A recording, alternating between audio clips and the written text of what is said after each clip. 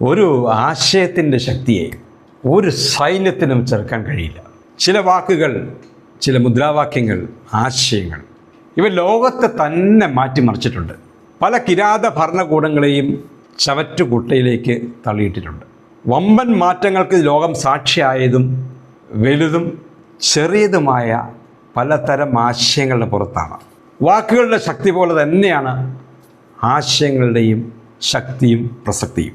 വാക്കുകളെക്കാൾ അധിക ശക്തി ആശയങ്ങൾക്കുണ്ട് എന്ന് പല വട്ടം ലോകത്തിൽ പലയിടത്തും പല ഭാഗത്തും തെളിയിച്ചിട്ടുണ്ട്. ആൾക്കാരെ തെറ്റിദ്ധരിപ്പിക്കുന്ന വാക്കുകളല്ല, ആശയങ്ങളല്ല. ആളുകളെ തെറ്റിദ്ധരിപ്പിക്കാൻ വേണ്ടിയിട്ട് മനഃപൂർവ്വം ഉണ്ടാക്കുന്ന ചില ആശയങ്ങളുണ്ടാവാം. അതല്ല ലോകത്തിന് സംഭാവന ചെയ്യാനുള്ള ആശയങ്ങൾ, ലോകത്തിൻ്റെ സുഖത്തിനും സന്തോഷത്തിനും ലോകരുടെ സമാധാനത്തിനും വേണ്ടിയുള്ള ആശയങ്ങൾ. അതിനാണ് ഇവിടെ പ്രസക്തി. ഒരു ഭരണകൂടത്തെ അട്ടിമറിക്കുന്നതിനോ ഒരു ജനങ്ങളെ തകർക്കുന്നതിനോ തരിപ്പണമാക്കുന്നതിനോ അല്ല ആശയങ്ങൾ. അങ്ങനത്തെ ആശയങ്ങൾക്കല്ല അവിടെ പ്രസക്തിയുള്ളത്.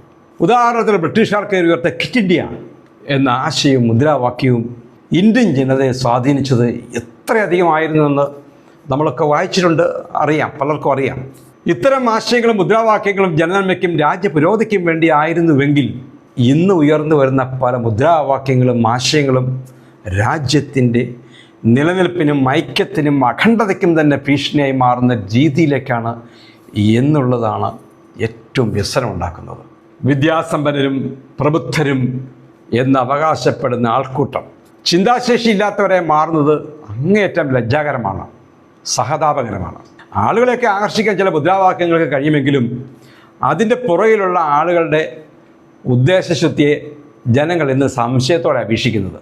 വണ്ടേതി തുലയുന്നു വിളക്കും കെടുത്തുന്നു എന്ന കവിവാക്യം അർത്ഥവത്താവുന്നത്, പ്രസക്തിയുള്ളതാവുന്നത് ഇത്തരം ആകർഷകമായ ആശയങ്ങൾക്ക് പുറകെ പോയി സ്വന്തം ജീവിതവും അന്യരുടെ ജീവിതവും നശിപ്പിക്കുന്നവരെ കാണുമ്പോഴാണ്.